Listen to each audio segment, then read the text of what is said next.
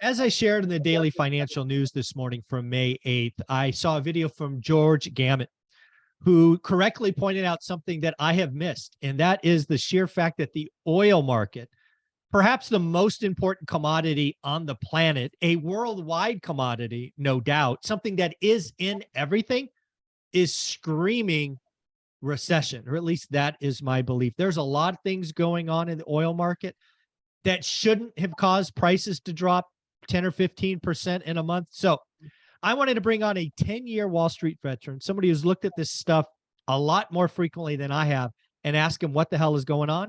And that's Taylor from Life Goal Investments. How you doing, buddy? I'm doing great. Yeah, to your point, it's scary when the controller of oil, being OPEC, can't control the free fall that's experiencing.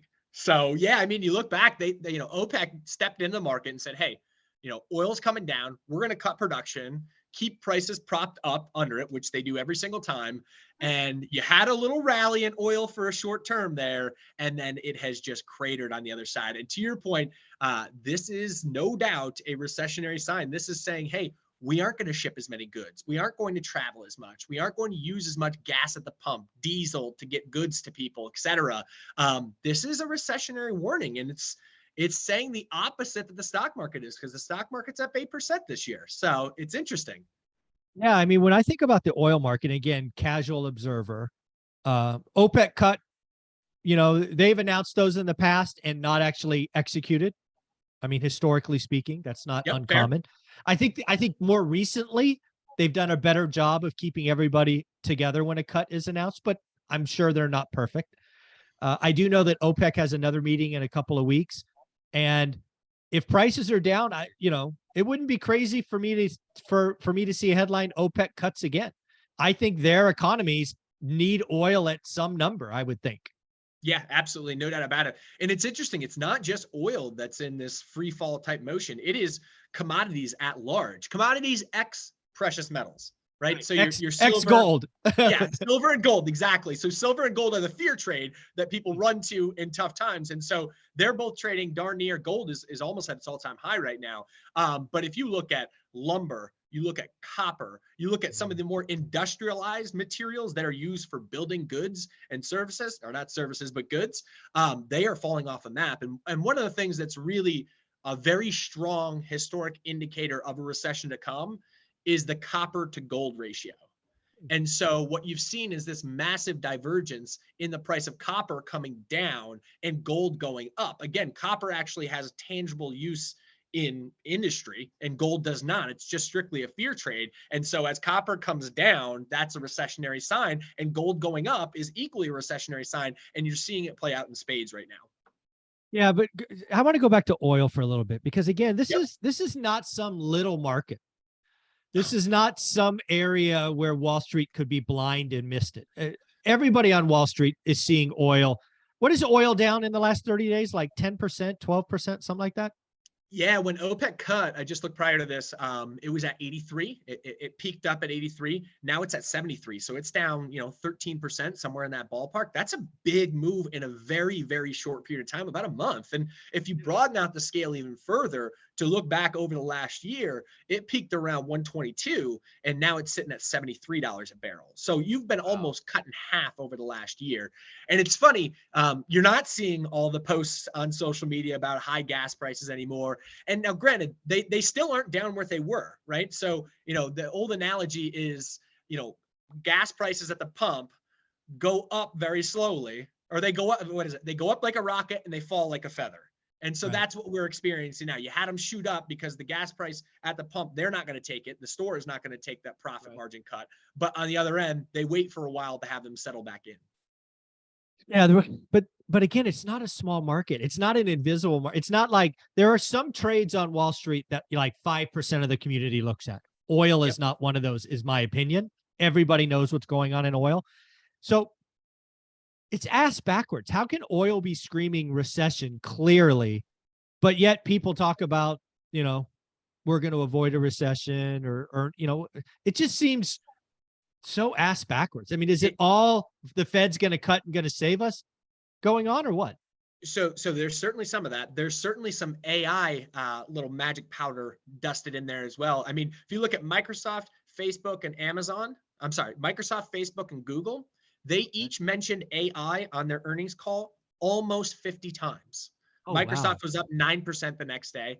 Facebook was up 15% the next day. And Google was mixed, but for some other reasons. But people are hanging on the thread of the prospects of what AI is going to do for efficiencies of these companies. But yeah, when you talk about oil, 70% of the goods in this nation get delivered via tractor trailer. Right. That is oil at its finest right there. And what you had seen during the pandemic is a massive surge in diesel prices. And then you had, in gas as well, and gas came back down, but diesel really didn't until recently. And so recently you've seen a massive spill off in the diesel prices, which is really indicative of what's going on from a recessionary standpoint, from an overall economic standpoint. It's funny, Michael. And I've been a bit of a bear now for quite some time. But if you look at earnings with 73% of the S&P having reported already this year for Q1 are down 2.2% year over year. So you're getting a contraction in earnings. You're seeing a slowing in the economy. GDP came in at 1.1%, significantly beneath the 2% estimated. And the Fed says it'll come in at 0.4% for the year. So that's a pretty darn bleak outlook for the remaining 3 quarters. You're seeing gold rollover. You're seeing oil rollover. You're seeing the commodity complex, which is supply demand driven, roll over. And then I think to your point that you just made a minute ago, the market is very excited about the prospects of the Fed cutting rates. And so that is not a foregone conclusion, even to the slightest extent. Recently, we've seen a slight acceleration in inflation data. And that means the Fed can't cut rates. And they've told us vehemently they're going to focus on that one number, which is inflation. So they're telling us they're not going to cut rates. And the market says you're going to see 3 rate cuts, 75 basis points, 0.75% come off of rates this year. And I think what's really interesting is to see historically when the Fed cuts rates and we do go into recession, after the first rate cut, it's an average of 13 months before the market bottoms. Oh, wow. So be careful what you wish for. The Fed rate cut is not necessarily the guns ablaze and we're back off to the races. The Fed cuts rates for good reason. They don't cut rates for our health. They don't do that. It is because there is economic weakness being experienced and coming through. And this is the business cycle. The Fed raises rates, gets inflation under control. It forces us into recession, and they cut in recession, and we get back on our merry way on the other end. Yeah, we're going to do a video discussion about rates, and we'll do another one on inflation because I think those are very important topics this week. But at the end of the day, I think George Gammon was right to call out the oil market. I had not seen it the way he put it together, which I thought was really well done. Full credit to him. But yeah, I can't tell you. I mean, I guess I'm more convinced now at the end of this than I was at the beginning that oil is telling us, frankly, we're in a recession. It's already. I mean, we can't. It's a call that we're in a recession starting this quarter, in my opinion. And look at the bond market. The bond market is showing a massive inversion, right? And the bond market has predicted with an inversion the last 8 straight recessions. So this is not something that's going to come up and bite us in the butt. And that's the one thing, I guess, on the other side of the coin that makes me a little bit more optimistic than the doom and gloom crash type scenario is all of the money that's on the sidelines. Right? We have record amounts of cash in money, or I guess I should say record amounts of money in money markets. And I think that that the smart money is not going to come back in until they see some compression in stock prices, but it is there. And it's not like this one's going to slap us in the face and we're not going to see it coming. It's right in our face. And so people are prepping for it. Businesses are prepping for it. And therefore, I don't think that it's that massive, massive absolute gap downwards that we've experienced during some other recessions.